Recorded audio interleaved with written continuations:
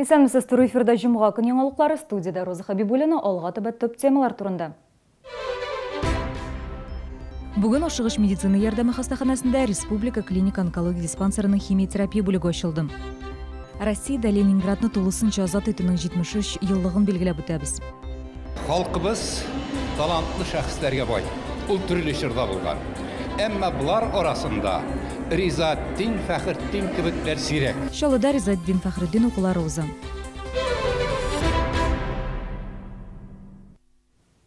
Онкология белән авыручы шәһәрдәшләребезгә һәм якын тирәдә яшәүчеләргә Казанга барырга туры килмәячәк. Бүген Ашыгыш медицина ярдәме хастаханасында Республика клиник онкология диспансерының филиалының химиотерапия бүлеге ачылды. Республика бюджеты хисабына анда капиталь төзекләндерү уздырдылар һәм кирәкле җиһазлар алдылар. Беренче катында 20 урынга исәпләнгән көндезге стационар, ә икенче катында тәүлек буе эшли торган 15 урынлы стационар урнашкан. Бүген Татарстанның сәламәтлек саклау министры Адель Вафин дәваланучыларга нинди шартлар тудырылган қарап қайтты. Сейчас до открытия этого отделения ежедневно 77 больных с северо-востока едут в Казань для получения химиотерапии. Мы открыли отделение, и больные будут получать всю необходимую терапию здесь. Это очень важно. Адель Вафин хәбәр итүенчә, биредә тагын 2 бүлек ачырга планлаштырыла. Нурлар белән дәвалау һәм операциялар бүлеге. Хәзер проект институты Чаллыда иң заманча җиһазлар кулланып амбулатор һәм диагностик үзәге булдыру буенча проект әзерли. 30 январь көне Чаллыда онкология белән авыручы кешеләргә пациентлар мәктәбе булачак. Чара 3 сәгатьтә Муса Җәлил исемендәге үзәк шәһәр китапханасында узачак. Биредә авыручылар һәм аларның туганнары бушлай мәгълүмати, психологик һәм хукукый ярдәм ала алачак.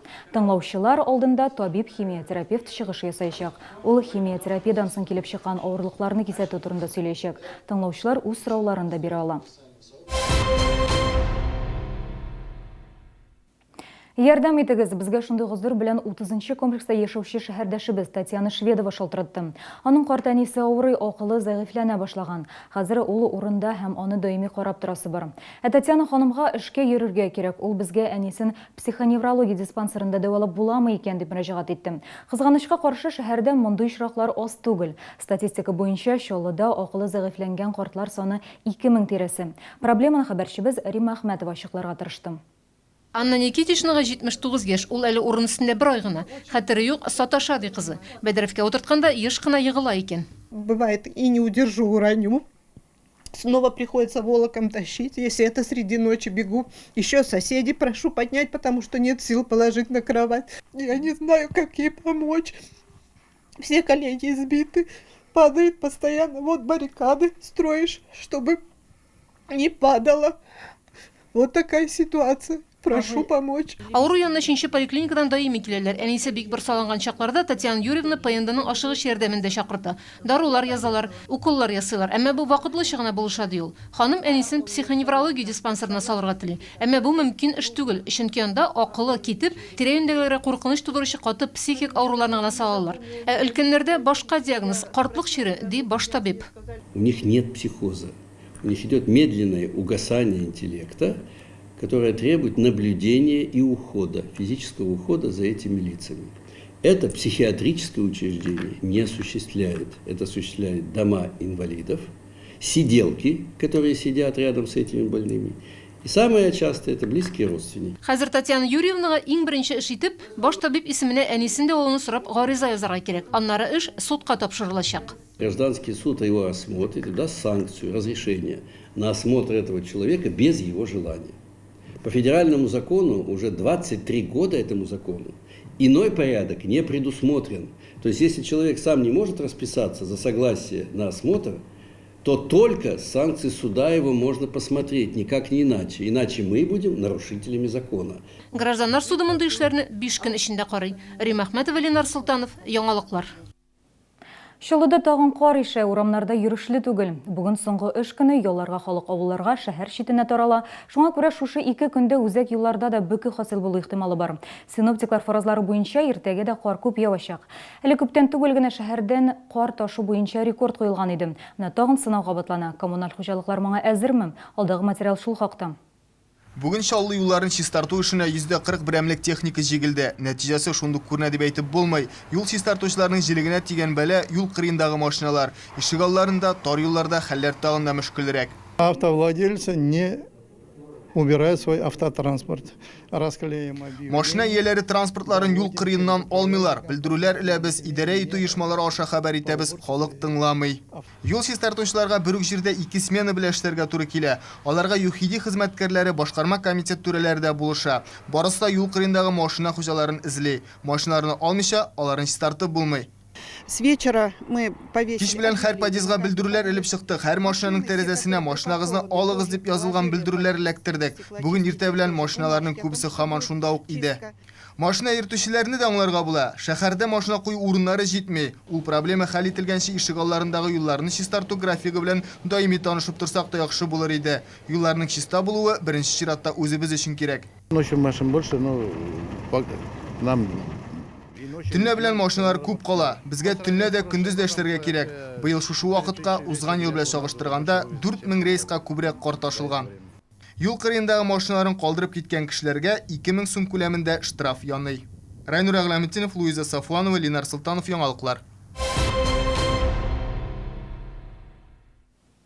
Кыш бетереге бер айдан артык вакыт бар, демәк, Чаллы туташ ханымнары әле җылы матур өс кием алырга өлгерәләр.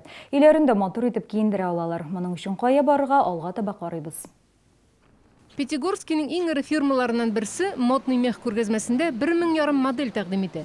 Бердә хәтта иң нәзберек сатып алучыда үзенә ошаган тунны табала.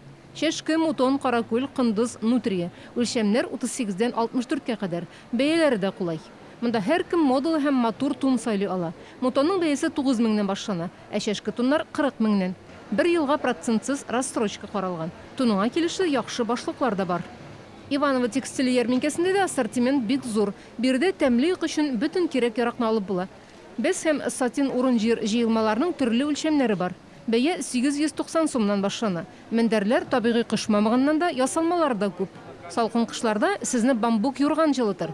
Сарык ике дөянең сырылганы да бик яхшы. Бәяләре 500 сум.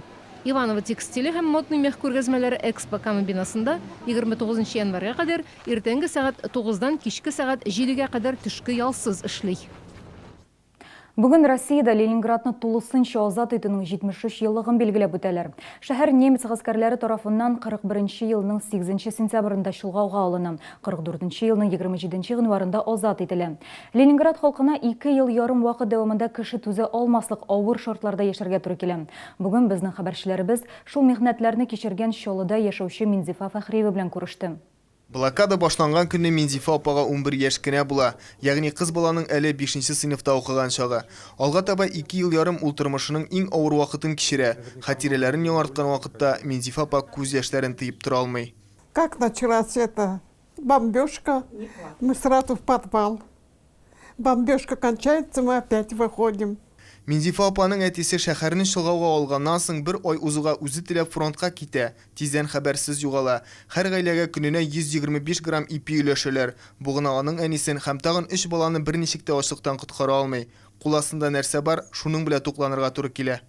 Папа работал на заводе чемоданом, клей кушали, кисель варили, кушали клей.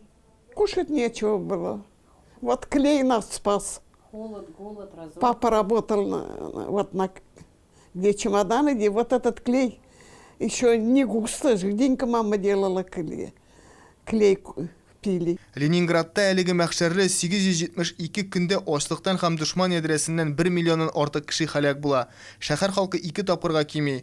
Минзифа апа блокада вакытларын начаррак хәтерли, ә менә җиңү көне бүгенгедә исендә. Радовались, мы плакали от радости, что кончилась, слава Богу, война.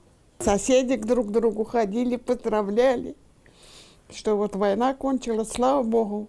Ленинградтан соң Минзифа апа Татарстанга кайта. Норлат районында аның туганнары яшәгән була. Анда да тормыш авыр. Ул башкача авылча яшәргә өйрәнә. Мама, говорит, ругала, кушать не давала. Они очень обижались на маму. Там еда-то была в деревне, и мясо было. Нельзя было много. Понемножку надо было. Что мама говорила тебе? Не кушай много, нельзя. Мне не жалко, но нельзя. Россия тарихында гына түгел, кешелек тарихында да Ленинград блокадасы кебек үк дәрәҗәдә фаҗигале, хәсрәтле вакыйга бүтән юк. 900 көнгә якын адәм баласы түзә алмаслык шартлар, ачлык, кан, күз яше, үлем газабы. Әлеге тәмук утын кичергән совет халкының батырлыгына һәркемнең хушы китәрлек. Райнур Агламтинов, Константин Величко, Ленар Султанов, Яңалыклар. Бүгін Чаллыда 14-нче республика күләме Ризаэддин Фәхретдин укулары үтте.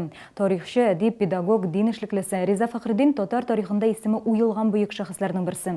Соңгы елларда аның бай мирасын өйрәнүгә игътибар артты. Татар теле һәм әдәбияты тарих дәресләрендә укытучылар галимнең хезмәтләреннән киң файдаланалар. Бүген 52-нче мәктәптә үткән зур чара моңа ачык дәлил.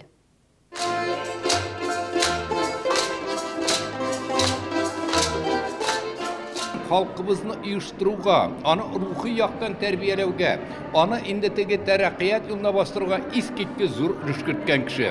Һәм менә вакытлар уза барган саен Ризаэддин Фәхретдиннең әһәмияте арта.